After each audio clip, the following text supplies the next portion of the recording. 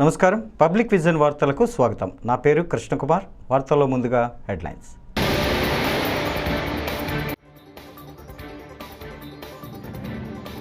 పాఠశాలల్లో మౌలిక సదుపాయాలకు star ratings, మంత్రి లోకేష్.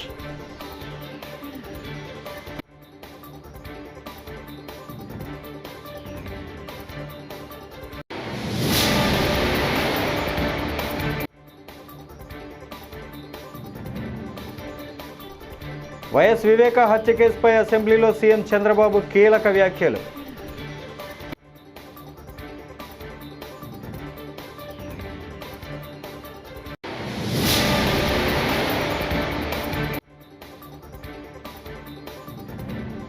ఉచిత ఇసుక విధానంపై ఏపీ శాసన మండలిలో అధికార ప్రతిపక్షాల మధ్య వాడివేడి చర్చ.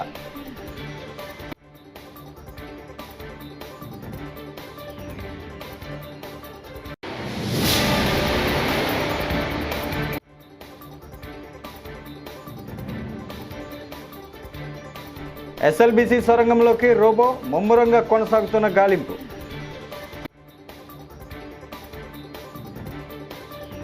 ఇక డీటెయిల్స్ చూస్తే, వైఎస్ వివేక హత్య కేసుపై అసెంబ్లీలో సీఎం చంద్రబాబు కీలక వ్యాఖ్యలు చేశారు. మొదట ఆయన గుండెపోటుతో చనిపోయారని చెబితే తాను కూడా నమ్మానని అన్నారు. సునీత పోస్టుమార్టం చేయాలని అడగకపోయి ఉంటే అంత్యక్రియలు చేసేసి అందరినీ అలాగే నమ్మించేవారని తెలిపారు. నేరస్తులు ఎలా ట్రాప్లో పడతారనేందుకు వివేక హత్య ఒక ఉదాహరణ అని అన్నారు. నారాసుర రక్త చరిత్ర అని తప్పుడు ప్రచారం చేశారని చంద్రబాబు ఆవేదన వ్యక్తం చేశారు. నేను ముఖ్యమంత్రిగా ఉండి 2019లో వివేకానంద రెడ్డి మర్డర్ జరిగింది. తెల్లవారితో వాట్సాప్ మెసేజ్ ఏమని, వివేకానంద రెడ్డి గుండెపోటుతో చనిపోయాడు. ఎలక్షన్ సీజన్, నేను కూడా గుండెపోటు అనుకున్నాను. జనరల్గా నాకు ఎప్పుడు ఏ ఆలోచన వచ్చినా, ఏ మెసేజ్ వచ్చినా మళ్ళీ నేను స్టడీ చేస్తూ ఉంటాను. అలాంటిది నేను కూడా ఎలక్షన్లో ఉండి క్యారీ అయ్యాను. నాకు ఒక సీఎంఓ ఉంది, ఒక ఇంటెలిజెన్స్ ఉంది, ఒక డీజీపీ ఉన్నాడు, మా చంద్రరాజ మంత్రి. అప్పుడు అందరం ఉన్నాం. అర్థం కాలేదు, నిజం అనుకున్నాం, నమ్మాం. అంటే నేరస్తులు ఏ విధంగా ట్రాప్లో పెడతారనేదానికి ఇది ఒక ఉదాహరణ. దిశ అంతవరకే చెప్తున్నాను నేను ఈరోజు. అది అయిన తర్వాత మధ్యాహ్నాలకి బిల్డప్ అయింది. సునీత గారు అడిగారు దీన్ని పోస్ట్ మార్టం చేయాలని. సునీత గారు కానీ పోస్ట్ మార్టం అడగకుండా ఉండుంటే క్రిమేషన్ అయిపోయారు. అంటే నేను ఎందుకు ఇవన్నీ చెప్తున్నానంటే, నేరాలు ఘోరాలు చేసే వ్యక్తుల పట్ల ఏ స్థాయి అయిన వాళ్ళైనా సరే మనం అప్రమత్తంగా ఉండకపోతే మాత్రం మనం న్యాయం చేసినట్టు కాదు, మనం కూడా ఇబ్బందులు పడే పరిస్థితి వస్తుంది.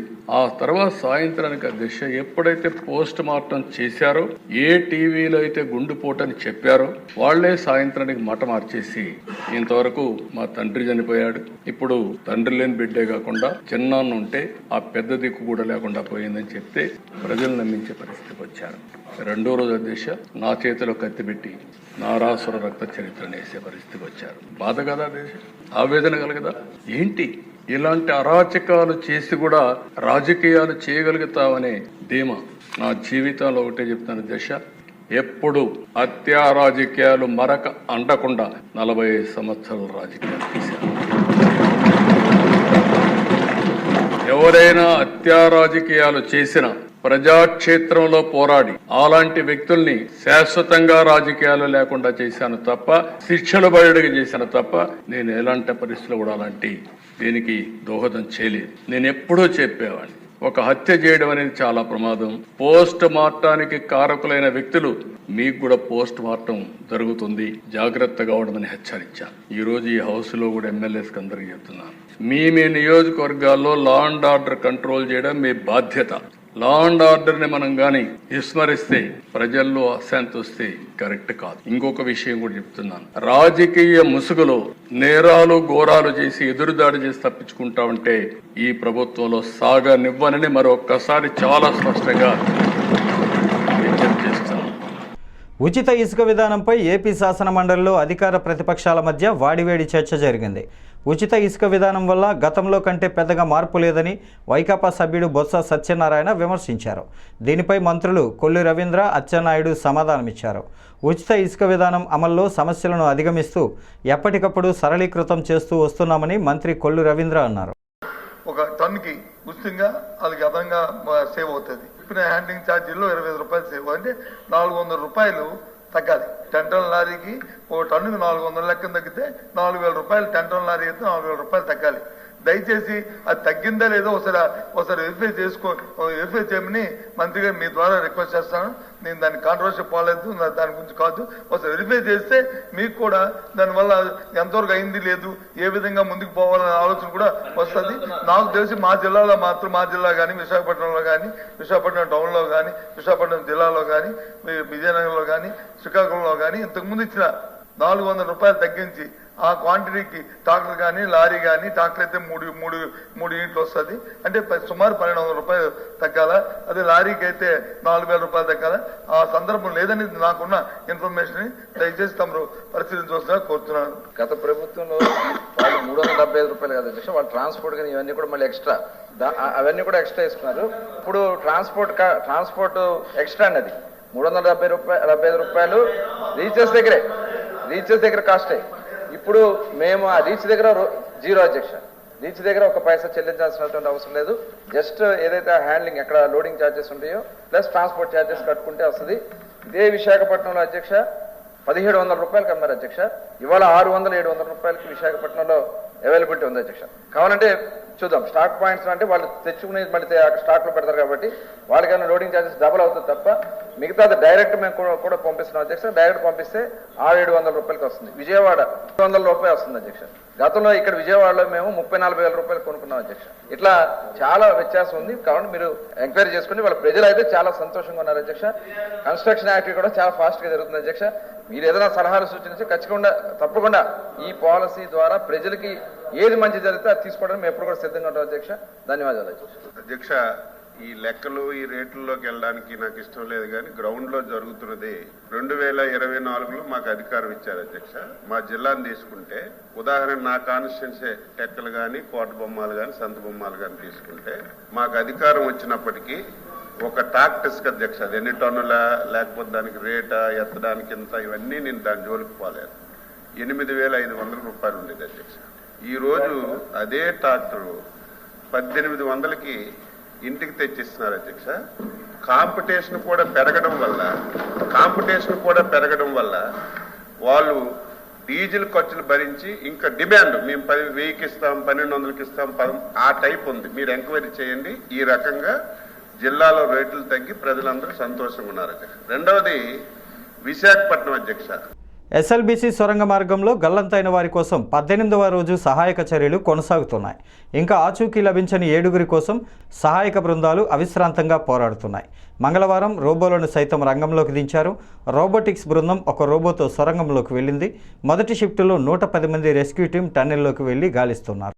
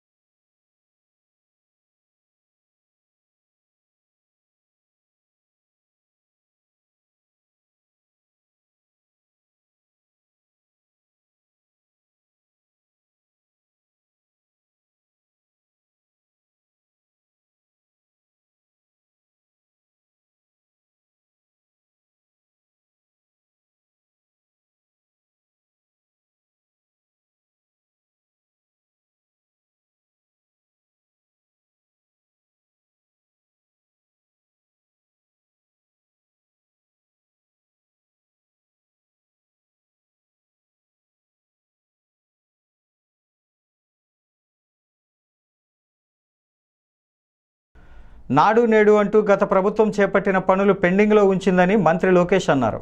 మంగళవారం అసెంబ్లీలో ఆయన మాట్లాడుతూ స్కూళ్లకు ఎలాంటి మౌలిక సదుపాయాలు కల్పించలేదు, పెండింగ్ పనులు పూర్తి చేయడానికి 4,789 కోట్లు ఖర్చవుతుంది, పిల్లలను విద్యకు దూరం చేసే జీవో 117ని కూటమి ప్రభుత్వం రద్దు చేసింది, ప్రస్తుతం పాఠశాలల్లో మౌలిక సదుపాయాలకు స్టార్ రేటింగ్స్ వచ్చాయని అన్నారు.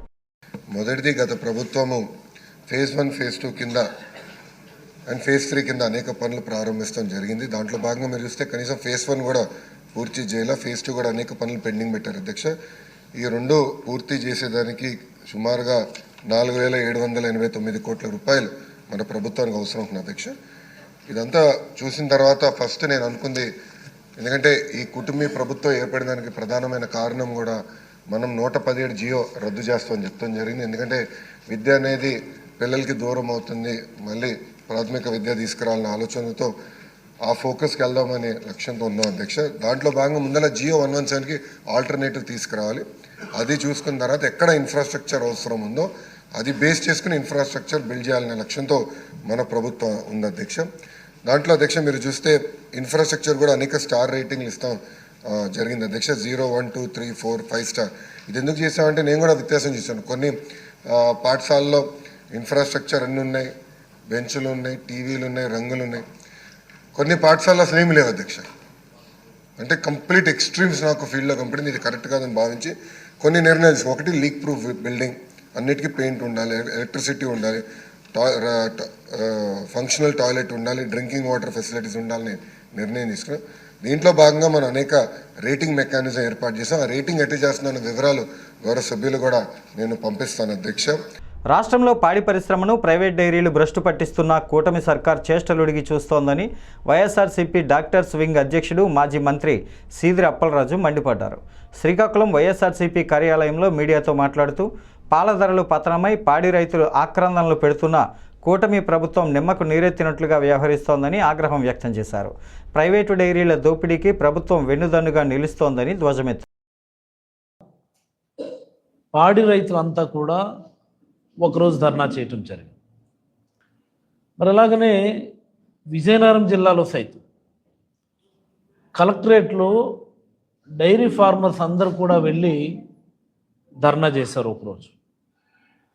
మరి దానికి ముందు నెల విశాఖపట్నంలో సైతం విశాఖ డైరీ వద్ద కానీ కలెక్టరేట్ వద్ద కానీ కంటిన్యూస్గా ప్రొటెస్టులు చేశారు. Not only in Uttarandhra, across the state, especially in Rayalaseema districts, Chitturu, Kadapa, even in Prakasham, అన్ని జిల్లాల్లో కూడా కలెక్టరేట్ల వద్ద పాడి రైతులు ధర్నా చేయటం అనేది ఇది ఒక కొత్త ట్రెండ్. ఇది మరి ఇదేదో పాడి రైతులు ఎవరో ప్రొవోకేట్ చేస్తే చేసినటువంటి ధర్నాలు కాదు, లేకపోతే వైఎస్ఆర్ కాంగ్రెస్ పార్టీ ప్రొవోకేట్ చేస్తే జరిగినటువంటి ధర్నాలు కాదు. పాడి రైతుల ఆధ్వర్యంలో జరిగినటువంటి ధర్నాలు.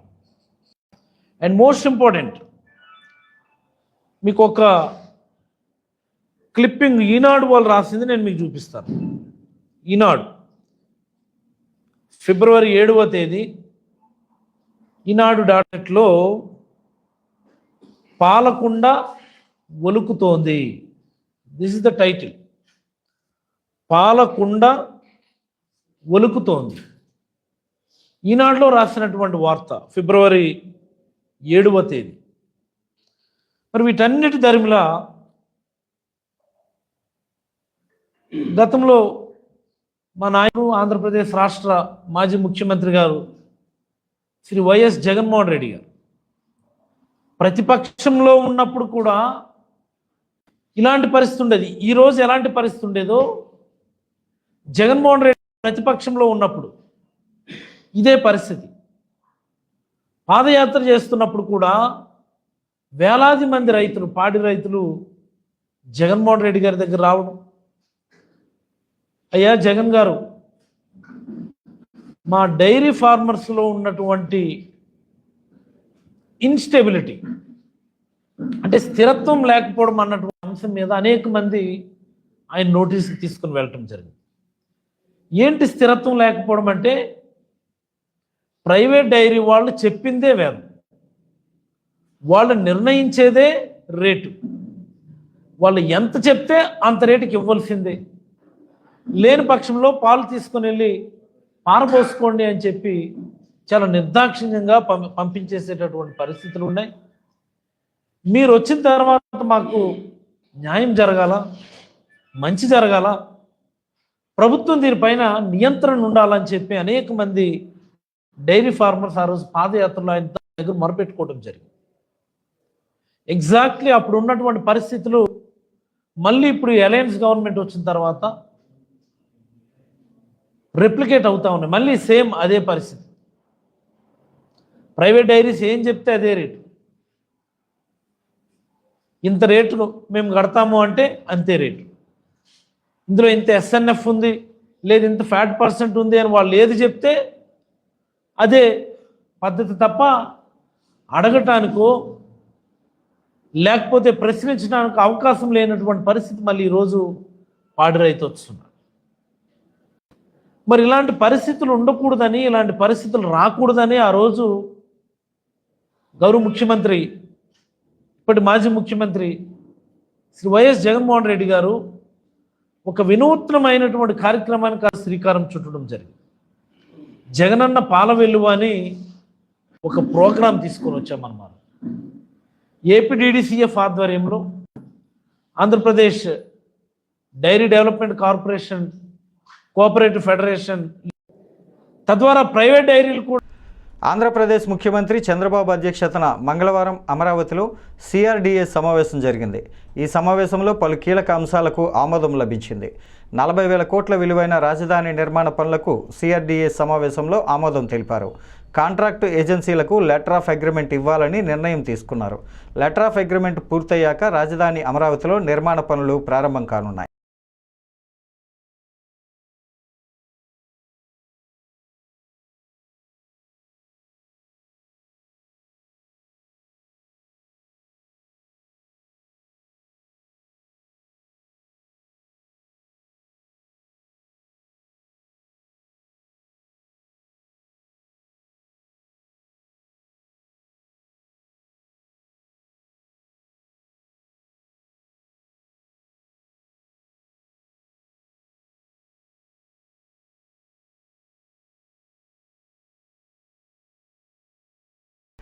రాష్ట్రంలో సులభతర వాణిజ్యం, కంప్లైన్స్ రిడక్షన్ అంశాల్లో ఆంధ్రప్రదేశ్ను ఉత్తమ రాష్ట్రంగా తీర్చిదిద్దేందుకు అవసరమైన చర్యలు తీసుకుంటున్నట్లు ప్రభుత్వ ప్రధాన కార్యదర్శి కె విజయానంద్ వెల్లడించారు.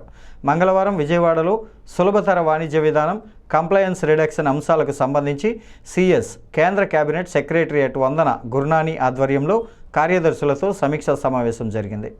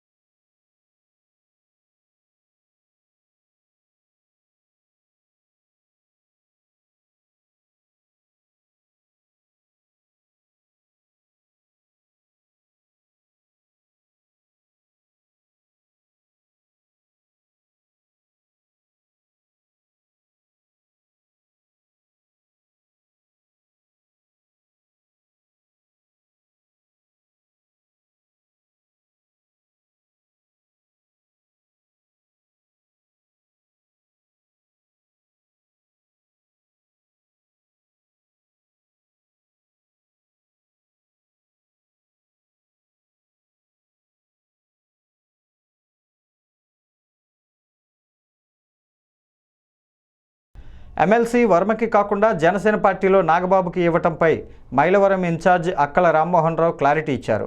వర్మకు నాగబాబుకు సంబంధం లేదని, ఈయన టీడీపీ, ఆయన జనసేన. నాగబాబు గతంలో పార్టీ కోసం త్యాగం చేశాడు. మరో 28 ఎమ్మెల్సీలు సంవత్సరంలో ఖాళీ అవ్వబోతున్నాయి. అప్పుడు ఖచ్చితంగా అవకాశం ఉంటుందని అన్నారు. తెనాలిలో కూడా నాదెండ్ల మనోహర్ కోసం రాజా సీటు త్యాగం చేశారు.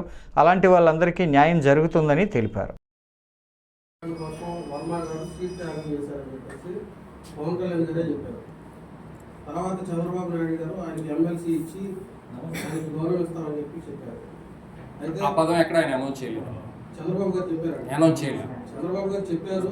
ప్రజలు అనుకున్నారు ఆయనకి ఎమ్మెల్సీ ఇస్తారని. ఆ వీడియో ఉంది, చంద్రబాబు గారు చెప్పింది ఎమ్మెల్సీ ఇస్తామన్నారు, ఆయన గౌరవం ఇస్తామన్నారు, కానీ ఇవ్వలేదు. ఓకే, మాట తప్పారా లేదా? లేదండి.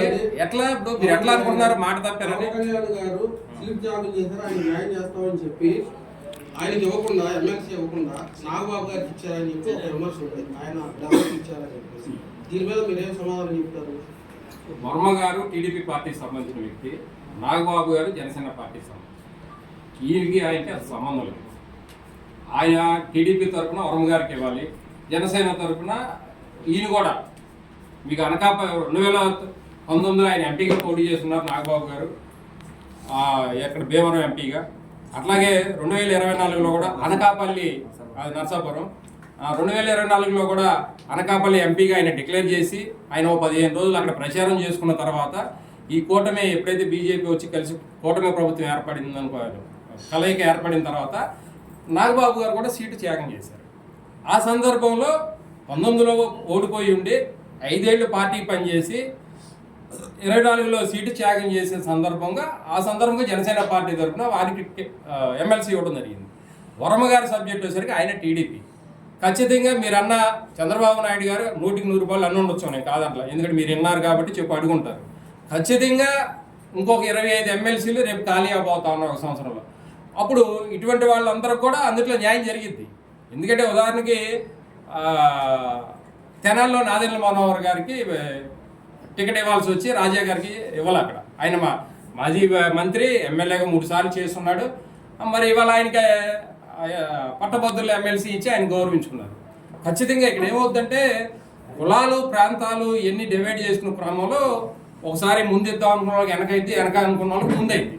ఆ క్రమంలో వర్మ గారికి ఏం తప్పింది తప్పితే ఆయనకైతే అన్యాయం జరిగిద్దని నేను అనుకుంటున్నాను. సరే, ఎప్పుడు నాకు డేట్ తెలియదు. నెక్స్ట్ ఇచ్చేట్లు బట్టి ఖచ్చితంగా అక్కడ న్యాయం జరిగింది. చిలకలూరిపేట మున్సిపాలిటీ సంఘ పరిధిలో P4 సర్వేను అధికారులు వేగవంతం చేయాలని మున్సిపల్ కమిషనర్ హరిబాబు కోరారు. ఈ సందర్భంగా మున్సిపల్ కార్యాలయంలో మంగళవారం ఆయన మాట్లాడుతూ P4 సర్వే నుంచి ఎలాంటి పథకాలు, ఎలాంటి ఆదాయాన్ని దోచేస్తారని, అవాస్తవాలను ప్రజలు నమ్మొద్దని కోరారు. అధికారులకు మాత్రమే తమ వివరాలను తెలియపరచాలని కోరారు. ఈ నెల 8వ తేదీ నుంచి 18 వరకు P4 సర్వే కార్యక్రమం జరుగుతుందని తెలిపారు. ముఖ్యంగా మన రాష్ట్ర ప్రభుత్వం, మన గౌరవ ముఖ్యమంత్రి గారు P4 సర్వే అనేది ఒకటి చేయించడం జరుగుతుంది. దీని యొక్క ముఖ్య ఉద్దేశం ఏంటంటే పబ్లిక్ ప్రైవేట్ పీపుల్ పార్ట్నర్షిప్.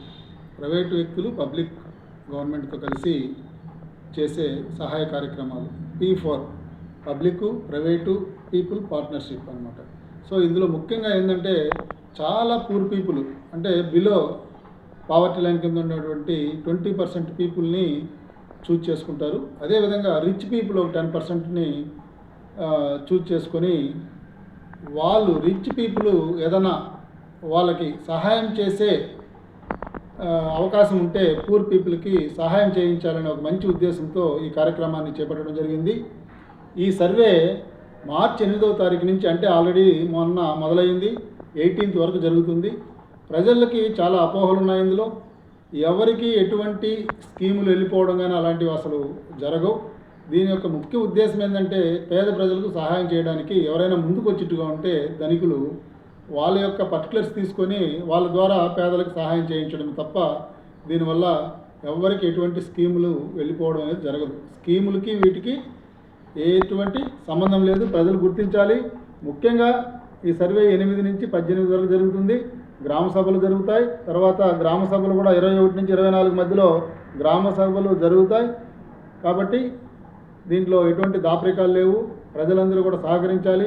ప్రజలందరూ కూడా సహకరించి ఎవరైతే మన సచివాలయ సిబ్బంది మీ ఇంటికి వస్తున్నారో మీరు ఖచ్చితమైన ఇన్ఫర్మేషన్ ఇస్తే ఇది పేద ప్రజలకు చాలా సహాయం జరుగుతుంది దీనివలన. కాబట్టి ప్రజలందరూ అర్థం చేసుకొని ఈ P4 సర్వేకి సహకరించవలసిందిగా చిలకలూరుపేట పురపాలక సంఘంలో ఉన్నటువంటి ప్రజలందరినీ కూడా రిక్వెస్ట్ చేస్తున్నాను. కొరిసపాడు మండలంలోని బీసీ, ఈబీసీ కులాలకు చెందిన అర్హులైన లబ్ధిదారులు కార్పొరేషన్ రుణాలకు దరఖాస్తు చేసుకోవాలని ఎండీఓ రాజ్యలక్ష్మి మంగళవారం తెలిపారు.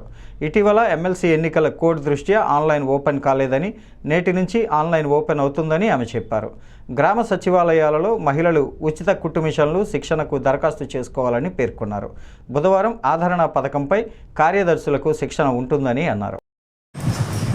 ఈ రోజు నుండి మన కోర్సుపాడు మండలంలో బీసీలు, ఈబీసీల కింద కొన్ని టార్గెట్లు ఇచ్చి గతంలో పంచాయతీ వైజ్గా డివైడ్ చేసి పంపినాము.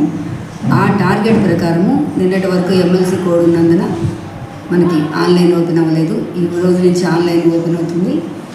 దాంట్లో టార్గెట్లో ఏ ఊరికి ఎన్ని అని చూపించిన విషయం ప్రకారమే మీరు ఆన్లైన్లో దరఖాస్తు చేసుకోవాలి. మిగతా గ్రామాల వాళ్ళు దరఖాస్తు చేసుకున్నా అవి స్వీకరించబడవు. కాకపోతే కొత్తగా ఇంకొక స్కీమ్ మొదలైంది, టైలరింగ్. మనకి 100 వరకు టార్గెట్ ఇచ్చున్నారు మొత్తం మండలంలో అన్ని సచివాలయాల మీద. టైలరింగ్లో అంటే కుట్టు శిక్షణలో ఎవరికైనా ఇంట్రెస్ట్ ఉన్నవాళ్ళు సచివాలయానికి వెళ్ళి ఆన్లైన్లో దరఖాస్తు చేసుకోవాలి. వీళ్ళందరికీ అద్దంకిలో శిక్షణ ఇస్తారు 3 నెలలు. ఆ శిక్షణ అనంతరం మిషన్ కూడా లబ్ధిదారులకు అందజేయబడుతుంది. ఇది వాళ్ళ జీవన విధానాన్ని మెరుగుపరిచే అంశం కాబట్టి సాధారణంగా మహిళలందరూ కూడా ఈ శిక్షణ వాళ్ళకి అవసరమైన వాళ్ళకి శిక్షణ పొందితే చాలా ప్రయోజనకరంగా ఉంటుంది. దానికి సంబంధించి మనకు 100 వచ్చినాయంటే ఒక్కొక్క సచివాలయానికి సుమారుగా 10-15 మీరు దరఖాస్తు చేసుకోవచ్చు. మూడవది ఆదరణ గతంలో 1-2 సార్లు జరిగింది. ఇది 3వసారి జరుగుతుంది. ఈ ఆదరణ మీద రేపు పంచాయతీ కార్యదర్శులకి, సంక్షేమ కార్యదర్శులకి, వృత్తి సంఘాల వాళ్ళకి ఏ అయితే కుల వృత్తులు చేస్తున్నారో, ఇప్పుడు మగ్గం సంబంధించి, అట్లాగే చాకుల వృత్తులకు సంబంధించి, మంగళ వృత్తులకు సంబంధించి ఇలాంటివన్నీ కూడా వాళ్ళ కుల సంఘాల నాయకులను కూడా పిలిచి ఏ పనిముట్లు ఎంతమందికి కావాలనేది ఒక మీటింగ్ పెట్టుకుంటాం రేపు. ఇవి ఇంకా ఆన్లైన్లో ఎప్పుడు తీసుకుంటారనేది తదుపరి తెలియజేస్తాం. ఈ వార్తలు ఇంతటితో సమాప్తం. నమస్కారం.